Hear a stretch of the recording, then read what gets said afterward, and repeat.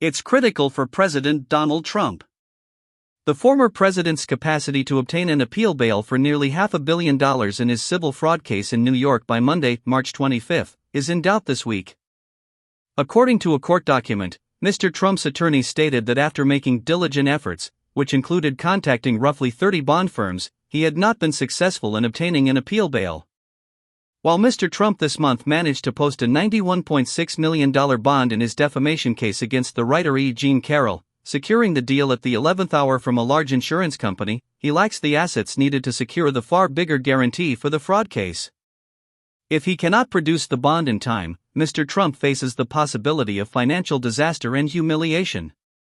New York's Attorney General, Letitia James, who brought the fraud case, would be entitled to collect the $454 million and could seek to seize Mr. Trump's New York properties or freeze his bank accounts.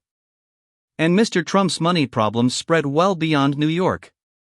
As the presumptive Republican nominee for president, he is facing increased pressure to raise money to fund his campaign, lagging behind his opponent, President Biden, in fundraising. In recent days, the New York Times has received many questions about Mr. Trump's financial woes. Here are answers to several. What was Trump accused of? Ms. James took Mr. Trump, his company, and his adult sons to trial last fall, accusing them of fraudulently inflating the value of his golf clubs, office buildings, and other properties to the tune of about $2 billion. Mr. Trump exaggerated the property values, and in turn his own net worth, to obtain favorable loan terms from banks and insurers, according to Ms. James. At the trial, which lasted months, Ms. James's lawyers showed that Mr. Trump's company had ignored appraisals and manipulated numbers to sometimes to absurd heights. For example, the former president had valued his triplex apartment in Trump Tower on Fifth Avenue as if it were 30,000 square feet for years. It was actually 10,996 square feet. Mr. Trump lost the trial. The judge overseeing the case, there was no jury ruled in favor of Ms. James. How was he punished?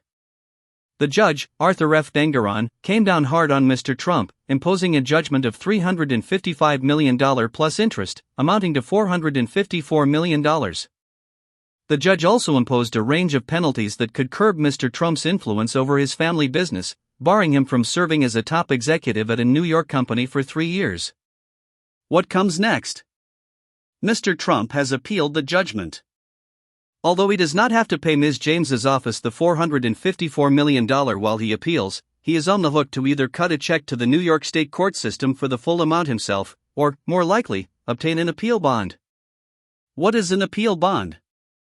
In this case, it would be a document in which a bond company promises to pay the $454 million judgment, plus interest, if Mr. Trump were to lose his appeal and fails to pay.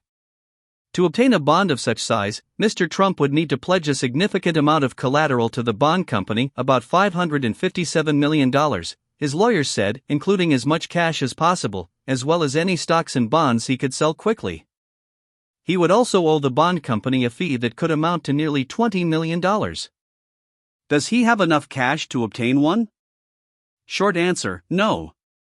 A recent New York Times analysis found that Mr. Trump had more than $350 million in cash as well as stocks and bonds, far short of the $557 million he would need to post in collateral.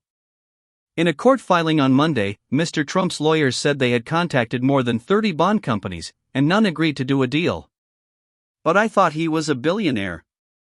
While Mr. Trump has long bragged about his wealth, his true financial position remains something of a mystery. And most of his wealth is tied up in his real estate holdings that bond companies don't typically accept as collateral. He also has less liquid collateral available today than he did even a few weeks ago. Earlier this month, Mr. Trump had to post a $91.6 million bond in the defamation case he lost to E. Jean Carroll. For that, he most likely had to pledge more than $100 million in collateral to Chubb, the insurance company that provided the bond. That money cannot be used as collateral for a second bond. What is the deadline for the bond? Mr. Trump asked an appeals court either to pause the fraud judgment while he appeals it, or to accept a lesser bond of $100 million. The court could rule this week. Although Ms. James could have moved to collect the $454 million immediately, she offered a 30-day grace period, which ends on March 25. Ms. James could still grant additional time for Mr. Trump to pay or show mercy to the former president by offering a counterproposal. What other options does Trump have? If the appeals court denies his bid for a pause, and he still can't find a bond by March 25, he might appeal to the state's highest court. Assuming that fails, he could quickly sell one of his properties or other assets, or seek help from a wealthy supporter. He might also try to obtain a loan from a bank, which he could then post as collateral for a bond. And if all else fails, he could have the corporate entities implicated in the fraud case file for bankruptcy, which would automatically halt the judgment against those entities. But Mr. Trump is likely to balk at bankruptcy, and even if he were to pursue that path, it is not a panacea. Ms. James's judgment would not be halted against Mr. Trump himself, and she would likely seek to hold him accountable for his company's debts. How could the state collect? If Mr. Trump misses the March 25 deadline, Ms. James will be free to collect the money owed to the state. It could get ugly for Mr. Trump. Although Ms. James can't put Mr. Trump in jail because it is a civil case, not a criminal one, she still has plenty of leverage. With help from a local sheriff, she could freeze some of his bank accounts. And if she wanted to take a more aggressive posture, she could even try to seize some of the properties involved in the case, including his office tower at 40 Wall Street in Lower Manhattan. One swift option would be for her to place a lien on the buildings. Actually seizing them through the courts and the foreclosure process could take significant time. Ms. James likely would not be entitled to seize assets unrelated to the case, though that and similar questions might require litigation to resolve. Could Trump use campaign money to pay? Probably not. A super PAC supporting Mr. Trump's candidacy can raise unlimited amounts of money, but it is legally banned from coordinating with him and cannot pay the judgment. And although the former president has used a political action committee under his control to pay for lawyers and witnesses in his legal cases, that group lacks the kind of money needed to address the $454 million penalty. He is now scrambling to raise campaign cash as he faces a significant financial deficit. Mr. Biden's campaign recently announced that it had entered March with $155 million cash on hand. Mr. Trump's campaign and the Republican National Committee had about $40 million total on hand at the end of January, though the Trump campaign has not released a more recent total. What else is happening on March 25? Mr. Trump also has a crucial hearing in his Manhattan criminal case, which could be the first prosecution of a former American president.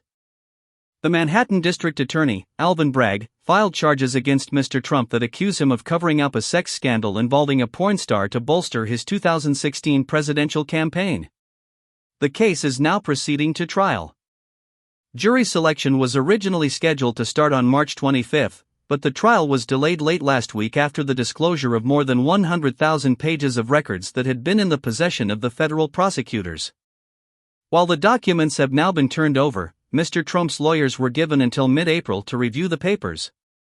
Justice 1M Merchan set the March 25 hearing to determine if the trial should be delayed further and to rule on Mr. Trump's motion for an outright dismissal. The Manhattan case is among 4 criminal prosecutions Mr. Trump faces.